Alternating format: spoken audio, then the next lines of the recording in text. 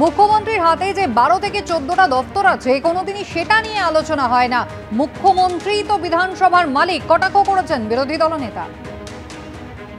আগে বৃহস্পতিবার ডেট ছিল, আসেননি। এখন সোমবার ডেট করেছেন, সোমবারও আসেন না।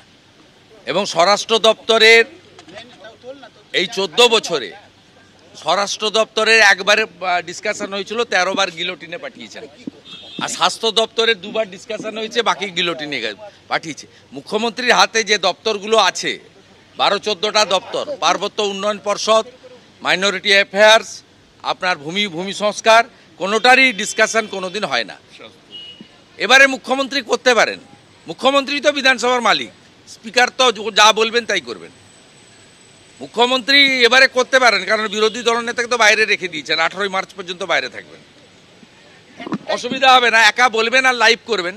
যে রাজ্যে বাজেট লাইভ হয় না সেই রাজ্যে উনি অ্যাপাং ওপাং ঝপাং, আমি হিন্দু, আমি ব্রাহ্মণ, আমি ব্যানার্জি বাড়ির মেয়ে, আমি দেবত্ব সম্পত্তির মালিক, আমি মহাদেবের দিকে মাথা করে শুই, ওগুলো বলার জন্য লাইভ করা হয়। শুধু মমতা বন্দ্যোপাধ্যায় নয়, শুভেন্দু অধিকারী আক্রমণ শানিয়েছেন অভিষেক বন্দ্যোপাধ্যায়কে উদ্দেশ্য করেও। চোর বলে আক্রমণ করেছেন অভিষেক বন্দ্যোপাধ্যায়কে। দেখুন, ও একটা চোর ডাকাত। 20 মিনিট বক্তব্য রেখেছে, 10 মিনিট বলেছে আমি চোর না, আর 10 মিনিট বলেছে বিজেপিতে যাবো না। বিজেপি ওই রকম মালকে নেয় না। আমি 27 নভেম্বর 2000 মন্ত্রিসভা ছেড়েছি। 2000 সালের 1 ডিসেম্বর ও আমার পা ধরেছিল শ্যামবাজার 5 মাথার মোড়ে, সাক্ষী প্রশান্ত কিশোর, সৌগত রায়, সুদীপ বন্দ্যোপাধ্যায়। গতকাল শুভেন্দু অধিকারীর নাম করে সমালোচনা করেছিলেন অভিষেক বন্দ্যোপাধ্যায়। একেবারে শুভেন্দু অধিকারী মুকুল রায়দের তিনি চিনিয়ে দিয়েছিলেন, এবারও বেঈমানদের তিনি চিহ্নিত করবেন, এমন চ্যালেঞ্জ ছুড়ে দিয়েছেন কার্যত। দেখুন, বিগত দিনে যারা দলের সাথে বেঈমানি করেছিল, মুকুল রায়, শুভেন্দু অধিকারী, এদেরকে চিহ্নিত করার কাজটা আমি করেছিলাম।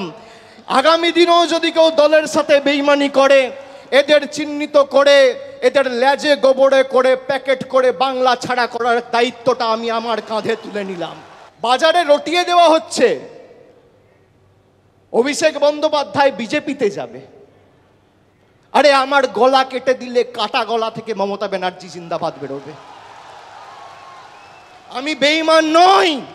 গতকাল নেতাজি ইন্ডোর স্টেডিয়ামে তৃণমূল কংগ্রেসের কর্মী সভায়, যেখানে মুখ্যমন্ত্রী মমতা বন্দ্যোপাধ্যায় একেবারে নির্বাচন কমিশনারের ভূমিকা এবং তার নিয়োগ নিয়ে প্রশ্ন তুলেছিলেন। আর তাই নিয়ে এবার মুখ্য নির্বাচন কমিশনার জ্ঞানেশ কুমারকে চিঠি দিলেন শুভেন্দু অধিকারী। সরাসরি কথা বলবো আমাদের প্রতিনিধি, নির্বাচন কমিশনের দপ্তর থেকে রয়েছেন শিবাশিস মৌলিক। শিবাশিস, কি রয়েছে বিরোধী দলনেতার এই চিঠিতে?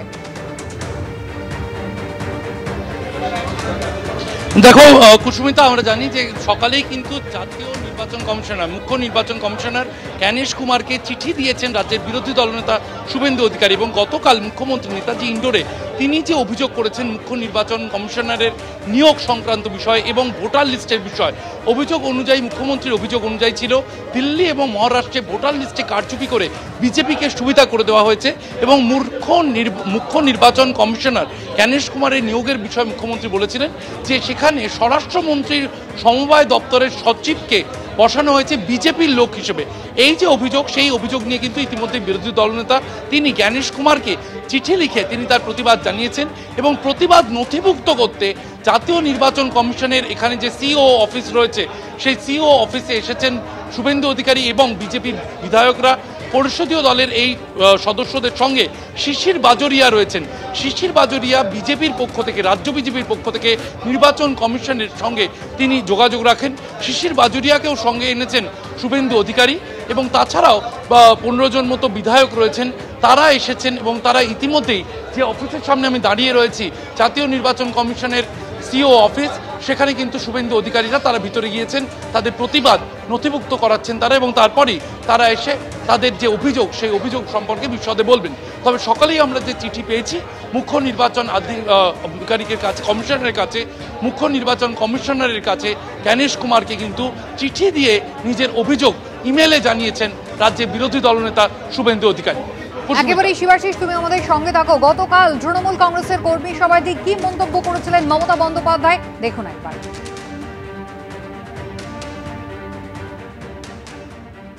একজনের নামে যদি দুটো এপিক কার্ড থাকে, দুজনের নামে একটা কার্ডে, তাহলে কি হবে?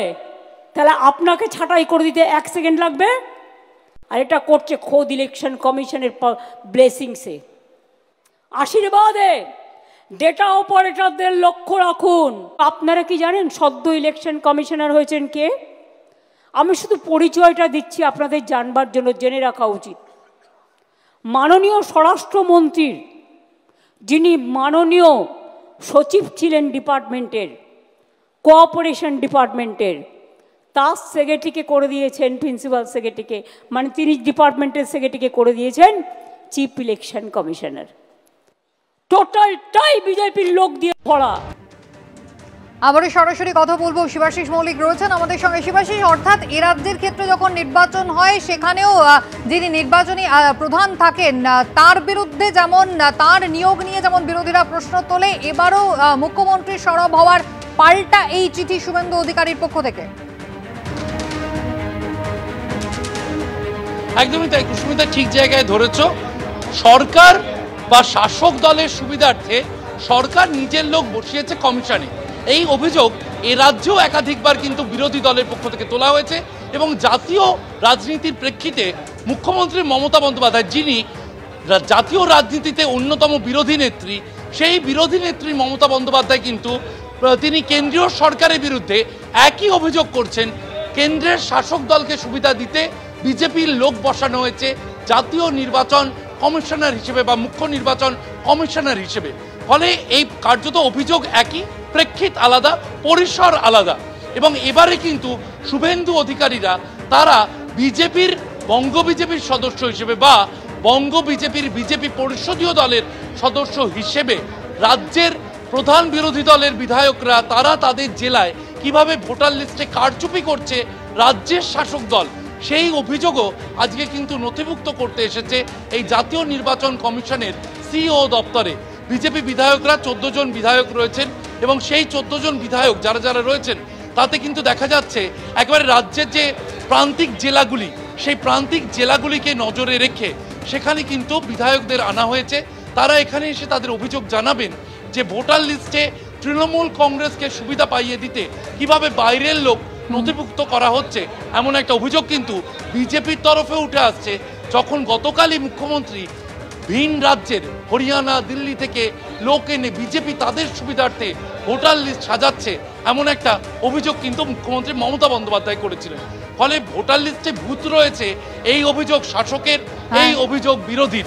কিন্তু সেই ভূতের মালিক কারা বা সেই ভূতের পিছনে কারসাজি করছে কারা, তা জানতে কিন্তু দুই দলই কার্যত মুখিয়ে রয়েছে। দুই দলই অভিযোগ নিয়ে এসেছে নির্বাচন আধিকারিকের কাছে বা নির্বাচন কমিশনের কাছে, অভিযোগ করছে শাসকরাও বিরোধীরাও।